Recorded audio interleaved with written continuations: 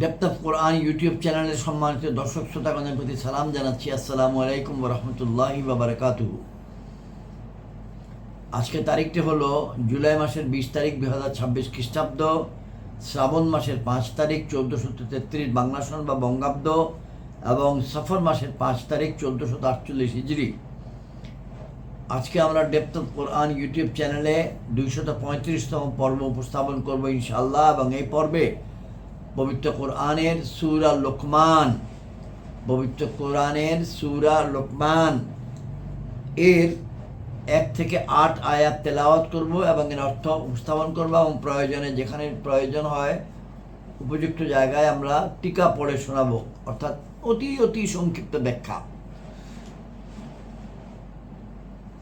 আমরা যে কিতাবটি থেকে পড়ে শোনাই, তেলাওয়াত করি এবং পড়ে শোনাই, সেই কিতাবটি হলো আলা হযরত ইমাম মুহাম্মদ আহমদ রেজা খান বেরলভী রহমতুল্লাহি আলাইহি কর্তৃক কৃত তরজমায়ে কোরআন,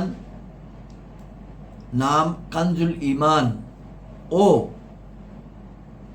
হাকিমুল উম্মত আল্লামা মুফতি আহমদ ইয়ার খান নঈমী রহমতুল্লাহ আলাইহি কর্তৃক কৃত তাফসীর, নাম নুরুল ইরফান। এই দুইটির সমন্বয়কৃত বাংলা অনুবাদ যেটি করেছেন মাওলানা মোহাম্মদ আব্দুল মান্নান মহোদয়, চট্টগ্রাম নিবাসী।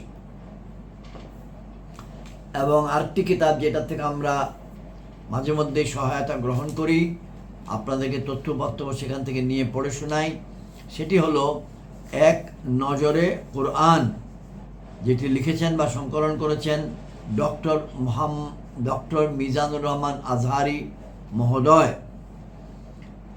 আমরা সূরা লোকমান সম্বন্ধে কিছু প্রাথমিক তথ্য আপনাদের সামনে উপস্থাপন করি। আগে সূরা লোকমান, পবিত্র কোরআন যখন নাজিল হচ্ছিল তখন নাজিলের সময়ের এই সূরার ধারাবাহিকতা ছিল 57তম সূরা। এর আগে নাজিল হয়েছিল সূরা সাফফাত ও পরে নাজিল হয়েছে সূরা সাবা। কিন্তু পবিত্র কোরআন যখন বিন্যাস করা হয়, সুবিন্যস্ত করা হয়, একখণ্ড করা হয়, তখন এই সূরা ক্রমিক নম্বর পড়ে 31। এখন আমরা 31 নম্বর সূরা পবিত্র কোরআন থেকে তেলাওয়াত করব, সূরা লোকমান। এই সূরার আগে আছে সূরা রুম, যেটা তেলাওয়াত আমরা গত পর্বে শেষ করেছি, এবং এই সূরার পরে আসবে সূরা সাজদা। এই সূরাটি নাজিল হয়েছিল নবুয়তের 6ষ্ঠ এবং 7ম বছর। এই সূরা মাক্কি সূরা, আয়াত টোটাল 34, অর্থাৎ ছোট সূরা। নামের রহস্য, লুকমান আলাইহিস সালাম তার ছেলেকে কিছু উপদেশ দেন। এই সূরার 12 থেকে 19 নম্বর আয়াতে তার সেই উপদেশগুলো স্থান পেয়েছে। এর ভিত্তিতে এই সূরার নাম দেওয়া হয়েছে লুকমান। এই সূরা, সংক্ষিপ্ত সূরাটিতে মৌলিকভাবে যে থিম, যেই বক্তব্যগুলি স্থান দেওয়ার মতো হৃদয়ে, সেগুলো হলো পথ দেখানো, সঠিক পথ ও ভুল পথ; 2, ছেলের প্রতি লুকমান আলাইহিস সালামের উপদেশ; 3, সত্যিকারের পথভ্রষ্টদের পরিচয়। এই সূরার শুরু এবং এই সূরার শেষের মধ্যে বক্তব্য, তার মধ্যে কি সম্পর্ক? আল্লাহ তাআলা সর্বজ্ঞানী। পবিত্র কোরআনে এই জ্ঞানের সমাহার নিয়ে সূরা লোকমানের শুরুতেই আল্লাহ বলেন, এইগুলো বিচক্ষণতায় ভরপুর আসমানি কিতাবের বার্তা, যা মানুষের জন্য পথপ্রদর্শক ও করুণা স্বরূপ। আর এই সূরাটির শেষ আয়াতে আল্লাহ তাআলা বলেন, আল্লাহর কাছেই আছে চূড়ান্ত সময়ক্ষণের জ্ঞান, আল্লাহ মহাজ্ঞানী, সব কিছু সম্পর্কে অবহিত। অর্থাৎ পবিত্র কোরআন হলো জ্ঞানের ভাণ্ডার, আর আল্লাহ হলেন সেই ভাণ্ডারের একমাত্র অথরিটি। এই সূরার শানে নুজুল, মানব ইতিহাসের প্রতিটি যুগই কোনো না কোনো দিক দিয়ে সেরা। যেমন আমরা বর্তমান যুগকে বলে থাকি তথ্য প্রযুক্তির যুগ, এই তো সেদিনও আমরা বলতাম এটা বিজ্ঞানের যুগ। ঠিক তেমনি রাসূলুল্লাহ সাল্লাল্লাহু আলাইহি ওয়াসাল্লামের সময়ে আরবে চলছিল সাহিত্যের যুগ। রসে ভরা কবিতা কিংবা ভাবে আঁটা কাব্য সবই তখন ছিল। এখনকার সময়ে সাহিত্যের কনটেক্সট এ রবীন্দ্র নজরুলের উপমা উদাহরণ দেওয়া হয়, আর তখনকার সময়ে আরবে দেওয়া হতো অত্যন্ত জ্ঞানী ব্যক্তির লুকমানের উপমা উদাহরণ। সেটি এমন এক সময় যখন কাফিররা আল্লাহর রাসূলকে বারবার ফিরিয়ে দিচ্ছে, কোনোভাবেই তারা এক আল্লাহর দিকে ফিরে আসবে না, বরং পড়ে থাকবে নির্জীব কিছু মূর্তি নিয়ে। শিরক তাদের রন্ধ্রে রন্ধ্রে ছড়ানো। এমন পরিস্থিতিতে আল্লাহ নাজিল করলেন সূরা লুকমান, টেনে আনলেন তাদের পরিচিত লুকমান হাকিমের প্রসঙ্গ, তাদের সামনে তুলে ধরলেন লুকমান হাকিমের কিছু বক্তব্য। তিনি তার পুত্রকে কিছু উপদেশ দিয়েছিলেন। সেই উপদেশমালা আল্লাহ সযত্নে বসিয়ে দিলেন এই সূরায়, আর মক্কার মুশরিকদের বোঝাতে চাইলেন, তোমরা তোমাদের কাব্যকথায় যার যুক্তি তুলে আনো, দেখো তার নিজের কথা কি ছিল, সে নিজে কোন আকীদা বিশ্বাস লালন করত, কোন নৈতিকতার শিক্ষা দিত, তাহলেই তো তোমাদের চোখ খুলে যাবে। ফলে বাপদাদাদের অন্ধ অনুসরণ ছেড়ে এক আল্লাহর ইবাদত করতে পারবে।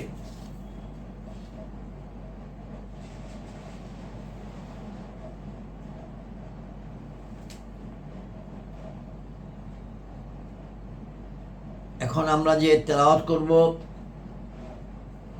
এখানে আলোচিত হয়েছে মৌলিকভাবে মুমিনদের বৈশিষ্ট্য, তাদের পুরস্কারের কথা, এবং অহংকারী ও আল্লাহর প্রতি বেপরোয়া লোকদের বৈশিষ্ট্য এবং তাদের শাস্তির কথা। আমরা আমাদের তেলাওয়াত এবং আলোচনা শুরুর আগে ফেরাউনের দরবারে যাওয়ার আগে মুসা আলাইহিস সালাম যে মুনাজাত করেছিলেন আল্লাহ রাব্বুল আলামিনের কাছে, সেটি আমরাও করি। রব্বি ইশরাহ লি সাদরি ওয়া ইয়াসসির লি আমরি ওয়াহলুল উকদাতাম মিন লিসানি ইয়াফকাহু কওলি। হে আমার রব, আমার বক্ষকে প্রশস্ত করে দাও, আমার কর্মকে সহজ করে দাও, আমার জিহ্বার আড়ষ্টতা দূর করে দাও, যেন তারা আমার কথা বুঝতে পারেন। আজকেও আমি এই প্রার্থনা করি, আল্লাহ রাব্বুল আলামিন যেন আমাদের এই কথাগুলোকে সকলের নিকট বোধগম্য করেন। এই মোনাজাত করলাম। আমরা একটু দরুদ শরীফ তেলাওয়াত করি। আল্লাহুম্মা সাল্লি আলা মুহাম্মাদিন ওয়া আলা আলি মুহাম্মাদিন কামা সাল্লাইতা আলা ইব্রাহিম ওয়া আলা আলি ইব্রাহিম ইন্নাকা হামিদুম মাজিদ। আল্লাহুম্মা বারিক আলা মুহাম্মাদিন ওয়া আলা আলি মুহাম্মাদিন কামা বারাকতা আলা ইব্রাহিম ওয়া আলা আলি ইব্রাহিম ইন্নাকা হামিদুম মাজিদ। সাল্লাল্লাহু আলাইহি ওয়াসাল্লাম, সাল্লাল্লাহু আলাইহি ওয়াসাল্লাম, সাল্লাল্লাহু আলাইহি ওয়াসাল্লাম। সূরা লুকমান পবিত্র কোরআনের ৩১তম সূরা, পর্ব ২৩৫। আউযু বিল্লাহি মিনাশ শাইতানির রাজীম, বিসমিল্লাহির রহমানির রহিম। আলিফ লাম মিম, তিলকা আয়াতুল কিতাবিল হাকিম, হুদাও ওয়া রাহমাতাল লিল মুহসিনিন আল্লাযীনা ইউকিমুনাস সালাতা ওয়া ইউতুনাজ যাকাতা ওয়া হুম বিল আখিরাতি হুম ইউকিনুন وهم بالآخرة هم يوقنون أولئك على هدى من ربهم وأولئك هم المفلحون ومن الناس من يشتري لهو الحديث ليضل عن سبيل الله بغير علم ويتخذها هزوا أولئك لهم عذاب مهين وإذا تتلى عليه آياتنا ولى مستكبرا كأن لم يسمعها كأن في أذنيه وقرا فبشره بعذاب أليم إن الذين آمنوا وعملوا الصالحات لهم جنات النعيم صدق الله المولانا العظيم وصدق رسوله النبي الكريم বাংলা অর্থ এবং প্রয়োজনে যেখানে প্রয়োজন টিকা আলিফ লাম মিম এর অর্থই আলিফ লাম মিম এর অর্থ কি সেটা আল্লাহ রাব্বুল আলামিন জানেন এবং আল্লাহ রাব্বুল আলামিন জানিয়েছেন আল্লাহ রাসূল সাল্লাল্লাহু আলাইহি সাল্লামকে। আমরা সেটা জানি না, এটা নিয়ে আমরা গবেষণাও করি না, কারণ সেটা অপ্রয়োজনীয়, আমাদের গবেষণাটি অপ্রয়োজনীয়। 2, এইগুলো বাস্তব জ্ঞানে পরিপূর্ণ কিতাবের আয়াত। তিলকা আয়াতুল কিতাবিল হাকিম, এইগুলো বাস্তব জ্ঞানে পরিপূর্ণ কিতাবের আয়াত। হুদাম ওয়া রাহমাতাল লিল মুহসিনিন, পথ নির্দেশনা ও দয়া সৎকর্মপরায়ণদের জন্য। মুহসিনিন আল্লাযীনা ইউকিমুনা আস-সালাতা ওয়া ইউতুনা আয-যাকাতা ওয়া হুম বিল আখিরাতি হুম ইউকিনুন, সৎকর্মপরায়ণদের জন্য। তারপরেই বাক্যটা হচ্ছে ওই সব লোক যারা নামাজ কায়েম রাখে ও যাকাত প্রদান করে এবং আখিরাতের উপর নিশ্চিত বিশ্বাস রাখে, তারাই আপন রবের হিদায়তের উপর রয়েছে এবং তারাই সফল কাম। উলাইকা আলা হুদাম মির রাব্বিহিম ওয়া উলাইকা হুমুল মুফলিহুন। এবং কিছু লোক খেলাধুলার কথাবার্তা ক্রয় করে যেন আল্লাহর পথ থেকে বিচ্যুত করে দেয়, না বুঝে এবং সেটাকে ঠাট্টা বিদ্রূপ রূপে গ্রহণ করে নেয়, তাদের জন্য লাঞ্ছনার শাস্তি রয়েছে। এবং যখন তার নিকট আমার আয়াতসমূহ পাঠ করা হয় তখন অহংকার করে ফিরে যায় যেন সে ওইগুলো শুনেই নাই, যেন তার কানে বধিরতা রয়েছে। সুতরাং তাকে বেদনাদায়ক শাস্তির সুসংবাদ দিন। আয়াত 8, আজকের আলোচনার শেষ আয়াত। নিশ্চয়ই যারা ঈমান এনেছে এবং সৎকর্ম করেছে তাদের জন্য রয়েছে শান্তির বাগান। আয়াত নম্বর 3 ছিল পথ নির্দেশনা ও দয়া সৎকর্মপরায়ণদের জন্য। সেই সৎকর্মপরায়ণদের ব্যাখ্যা বলতে গিয়ে বলা হয়েছে যারা নামাজ কায়েম রাখে, যারা যাকাত প্রদান করে এবং তারাই আপন রবের হিদায়তের উপর রয়েছে, তারাই সফল কাম। এবং যখন নিশ্চয়ই যারা ঈমান এনেছে এবং সৎকর্ম করেছে তাদের জন্য রয়েছে শান্তির বাগান। আমরা কয়েকটা টিকা এখানে প্রয়োজন। আয়াত নম্বর 3, পথ নির্দেশনা ও দয়া সৎকর্মপরায়ণদের জন্য, এই প্রসঙ্গে টিকাটি হচ্ছে অর্থাৎ কোরআন সাধারণ মুমিনদের জন্য আমল সমূহের দিকে দিশাদাতা, পথ নির্দেশদাতা, আর নেককার লোকদের জন্য জান্নাতের পথে আনয়নকারী। এই থেকে বোঝা গেল যে কাফিরদের উপর ইবাদত ফরজ নয়। ইবাদতের সমস্ত আয়াত মুসলমানদের জন্য অবতীর্ণ হয়েছে। আয়াত নম্বর 5 আছে তারাই আপন রবের হিদায়তের উপর রয়েছে এবং তারাই সফল কাম।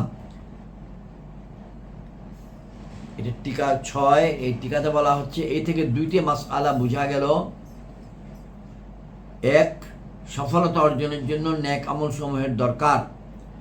আমল থেকে বেপরোয়া হয়ে সাফল্যের নিশ্চিত বিশ্বাস রাখা যেমনই জবের বীজ বপন করে গম কাটায় বিশ্বাস করা।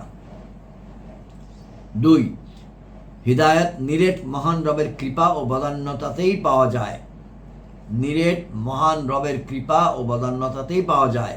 তোর জন্য নিজের জ্ঞান ও বুদ্ধি যথেষ্ট নয়। বড় বড় বুদ্ধিমান লোকও কাফির হয়ে যায় আর অবুঝ লোকও মুমিন হয়। আল্লাহ তার অনুগ্রহই করে থাকেন। জান্নাতের জন্য হৃদয় ও দেহ উভয়ই ঠিকঠাক করে নাও। আয়াত নম্বর 6 আছে কিছু লোক খেলাধুলার কথাবার্তা ক্রয় করে যেন আল্লাহর পথ থেকে বিচ্যুত করে দেয়, না বুঝে। এই আয়াত, এই টিকা নম্বর 8। সুফিগণ বলেন যে জিনিস আল্লাহর জিকির থেকে উদাসীন করে দেয় তাহাই লভ আল হাদিস।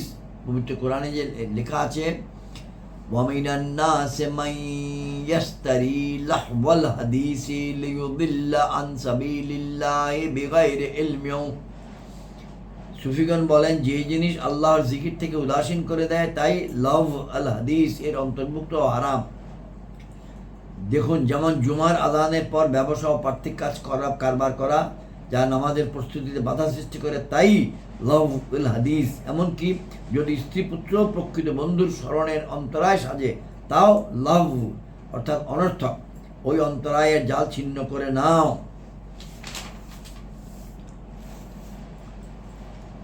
আমাদের আজকের আলোচনা এখানে আমরা শেষ করছি। সূরা লোকমানের 1 থেকে 8 নম্বর আয়াত তেলাওয়াত এবং তার বাংলা অর্থ উপস্থাপন করলাম এবং প্রয়োজনীয় 2-1টা টিকা পড়ে শোনালাম। আসসালামু আলাইকুম ওয়া রাহমাতুল্লাহি ওয়া বারাকাতুহু।